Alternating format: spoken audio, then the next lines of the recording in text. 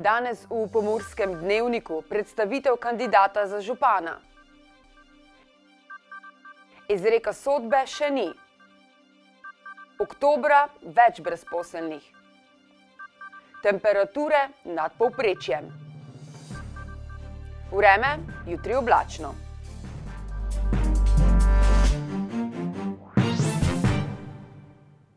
Drage gledalke, cenjeni gledalci, lepo pozdravljeni. Lokalne volitve so pred vrati, zato te dni aktivno potekajo predstavitve kandidatov za župane in občinske svete. Socialni demokrati so včeraj predstavili kandidata za župana občine Turnišče. To je Jožef Slavic, ki se je za kandidaturo odločil, ker želim občino Turnišče popeljati na poti hitrejšega razvoja, ljudi pa, torej občane pa za bolj kakovostnemu življenju. Podporo je kandidatu izrazil tudi predsednik socialnih demokratov Dejan Židan, ki poudarja, da je na lokalni ravni potrebno veliko komunikacije. Zato je bila moja prošnja našemu kandidatu, da ko bo izvoljen, si vzame čas za pogovor z ljudmi, pa tudi za pogovor z drugimi svetniki iz drugih političnih strank. In naj bodo rešitve čim bolj pogosto, če se le da sprejete s konsenzom. Vse potem bomo vsi to podpirali in potem bo razvoj še hitrejši. Socialni demokrati so na lokalne volitve dobro pripravljeni. Občinska uprava bolj prijazna in dostopna, tudi učinkovita, da povečamo soodločanje občinskega sveta, krajevnih skupnosti ter samih občanov, pa da na nek način tudi več sredstev pridobivamo iz Evropske unije. Tu je tudi pomembno, da novo kakovostno delovna mesta ustvarimo. Imamo gospodarsko cono, ki žal sameva, potrebno bo jo zapolniti, pa tudi domačim obrtnikom, podjetnikom, podjetjem bo treba bistveno bolj več pomagati na poti razvoja. Kot največje težave Slavic v občini Turnišče vidi. Občani in občina se trenutno srečujejo s tem, da je preprosto sredstev premalo projektov, pa tudi ni sodelovanja. Ne med občinsko upravo, županjo in pa po drugi strani občinskim svetom, pa tudi naprej z občani. Židan pravi, da je pomembno, da se ljudje 18. novembra udeležijo volitev. To je ravno definicija aktivnega državljana na katerikoli ravni, lokalni, slovenski, evropski ali kje drugje. Namreč govoriti, kako je vse narobe, kako bi jaz naredil drugače, hkrati pa biti doma za svojo televizijo ali pri kakšnem športu, ne pa iti na volitve, pomeni, da pač nisi nič naredil in nimaš potem pravice govoriti, da je dobro ali slabo. Seveda najbolje je, če so ljudje tako aktivirani, da so pač se pridružijo tistim listam, strankam, v katere verjamejo.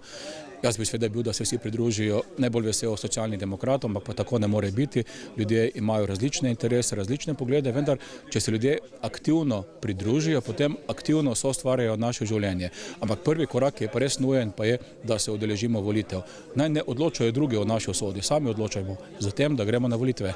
Trud njihovega preteklega in sedanjega dela ter vizija razvoja lokalne samouprave, ki so jo potrdili v manifestu Slovenija enakih možnosti, jih utrjujeta v prepričanju, da bodo na prihajajočih lokalnih volitvah vidno izboljšali rezultat izpred 4 let. Na soboškem sodišču bi morali danes izreči sodbo v zvezi s kaznivim dejanjem goljufije na škodo Evropske unije ob energetski obnovi splošne bolnišnice Murska Sobota. Izreka ni bilo, ker je eden od obtoženih zamenjal zagovornika. Za danes so bili napovedani sklepne besede strank in izrek sodbe, sodišče pa je obravnavo preložilo na prošnjo novega zagovornika, ki potrebuje čas za pripravo sklepne besede.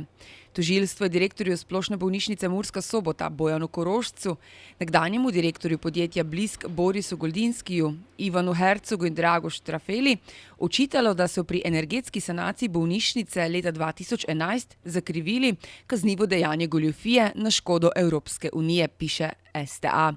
Korošec se je na sodišču zagovarjal, da je ravnal kot dober gospodar in da je bil to velik projekt, ki so ga vodile strokovne službe. Da so bile pomotoma plačane dražje turbine, pa da je opazil šele, ko je videl, da je izvajalec del razlike v ceni turbin poračunal. Trdil je tudi, da s tem ni bila oškodovana ne bolnišnica, ne kdo drug. Sabina Mirković z Ministrstva za zdravje, pooblaščena za nemoteno porabo evropskega denarja za energetsko obnovo bolnišnice, je na sojenju povedala, da so bile nepravilnosti pri izvedbi javnega naročila, zato je morala bolnišnica vrniti denar, vendar pa ob tem evropska sredstva niso bila oškodovana, še piše STA. Sicer pa je energetska sanacija bolnišnice potekala leta 2011 v sklopu nacionalnega projekta energetske sanacije objektov javnih zdravstvenih zavodov s sredstvi Evropskega kohezijskega sklada. Na Zavodu za zaposlovanje je bilo konec oktobra registriranih dobrih 76.000 brezposelnih, kar je 3,3% več kot septembra in 8,1% manj kot oktobra lani. Razlog za povečanje na mesečni ravni je več iskalcev prve zaposlitve. Oktobra se je na zavodu prijavila nova generacija iskalcev prve zaposlitve, zato se je brezposelnost povečala, so sporočili. Na novo se je prijavilo 9.565 brezposelnih, 66,9% več kot septembra in 1,1% manj kot oktobra lani. Od tega je bilo 4.057 iskalcev prve zaposlitve, kar je 260% več kot septembra. Prijavilo se je še 3.545 brezposelnih zaradi izteka zaposlitev za določen čas ter 748 trajno presežnih delavcev in stečajnikov. Oktobra se je brezposelnost na mesečni ravni povečala v vseh območnih službah zavoda, najbolj na območju Kopra ter Ptuja in Velenja. Na letni ravni pa se je v vseh območnih enotah znižala, najbolj na območjih Ptuja in Murske Sobote. V prvih 10 mesecih letos je bilo na zavodu v povprečju prijavljenih 78.705 brezposelnih, kar je 12,2% manj kot v enakem obdobju leta 2017. Iz evidence se je odjavilo skupaj 71.963 brezposelnih oseb, od teh 53.915 zaradi zaposlitve, kar je 10,3% manj kot v primerljivem obdobju lani. Povprečne dnevne temperature so tudi pri nas že vse od 23. oktobra precej višje, kot je običajno za ta čas leta. Pred časom smo poročali, da nam vremenoslovci napovedujejo nadpovprečno toplo zimo. Zdaj ugotavljamo, da se močno nad povprečjem gibljajo že jesenske temperature. Tudi začetek novembra je bil toplejši kot običajno in tako bo, kot vse kaže, tudi v prihodnje. V minulih dneh res, da nismo izmerili posebnih temperaturnih rekordov, a živo srebro se nikakor ne spusti. Kot so zapisali pri Arsu, temperature od povprečja oziroma referenčnega obdobja 1981 do 2010 odstopajo tudi za približno 7 stopinj Celzija. V večini večjih slovenskih krajev tako že vse od 23. oktobra niso izmerili povprečne dnevne temperature, ki bi bila nižja od dolgoletnega povprečja. Murska Sobota pri tem ni izjema, povprečne temperature v mestu z 12,8 stopinjami Celzija so se gibale kar 3,4 stopinje nad povprečjem v obdobju 1981 do 2010. Nekajkrat pa smo v tem času dosegli tudi najvišjo izmerjeno temperaturo. Finančna uprava bo osebam, ki so prostovoljno vključene v socialno zavarovanje in kmetom, odslej za plačilo prispevkov za socialno varnost namesto položnic poslala SMS sporočila z vsemi potrebnimi podatki za plačilo teh prispevkov. Uprava bo prva sporočila namesto položnic poslala za oktobrske prispevke, in sicer 16. novembra. Furs ob tem omenjene poziva naj preverijo, ali so že sporočili svojo mobilno številko. Če še niso, pa bi želeli dobiti SMS namesto položnic, na to sporočijo čim prej, so v današnjem sporočilu za javnost zapisali na Fursu. Uprava bo zavezance v sporočilu obvestila o višini zneskov prispevkov za socialna zavarovanja, ki jih je treba plačati za oktobrsko obračunsko obdobje. V sporočilu bodo še ostali podatki, ki so potrebni za plačilo obveznosti, številka TRR in sklic. Furs bo podatke o višini zneskov prispevkov za socialno varnost v SMS sporočilu pripravil mesečno, in sicer na podlagi zadnjega veljavnega dokumenta na e-davkih na dan 15. v mesecu za pretekli mesec. Zavezanci lahko telefonsko številko in naslov elektronske pošte skupaj z dovoljenjem za uporabo za namen splošnega obveščanja uredijo v profilu zavezanca na portalu e-davki preko zavihka zbiranje podatkov na podlagi privolitve. Na spletnem portalu sobotainfo.com se sprašujejo, ali gre za zaroto ali pa le slučaj o tem, kdo sodi najpogosteje Mure in ostale klube. Preverite na sobotainfo.com, mi pa si poglejmo še kratke novice.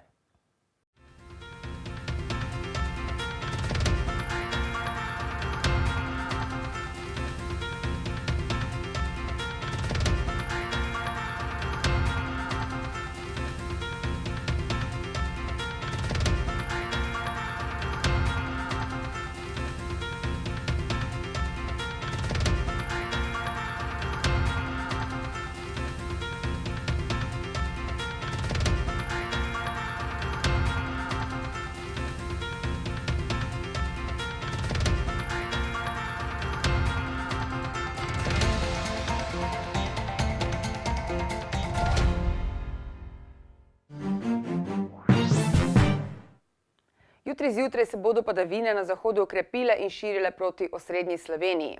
Kakšno vreme nas čaka konec tedna, pa v vremenski napovedi. Danes smo imeli meglen dan s temperaturami okrog 16 stopinj Celzija. Opoldne ste v Krajinskem parku Goričko namerili 10, v Murski Soboti in Radencih 12 ter v Lendavi 13 stopinj Celzija. Jutri zjutraj se bodo padavine na zahodu ukrepile in širile proti osrednji Sloveniji. Na vzhodu bo po jutranji megli ostalo zmerno oblačno in v glavnem suho. Najnižje jutranje temperature v severovzhodni Sloveniji se bodo v Murski Soboti in Mariboru gibale okrog 8 stopinj, dnevne pa se bodo povzpele do 17. V četrtek bo večinoma suho, čez dan se bo deloma zjasnilo. V petek bo delno jasno, zjutraj in dopoldne bo po nižinah megla. Temperature v naših krajih se bodo dopoldan gibale med 5 in 8 stopinjami, dnevne pa okoli 18 stopinj Celzija. Toliko smo vam pripravili v današnjem Pomurskem dnevniku, več zanimivih vsebin pa poiščite na naši spletni strani. Ponovno se vidimo spet jutri. Nasvidenje.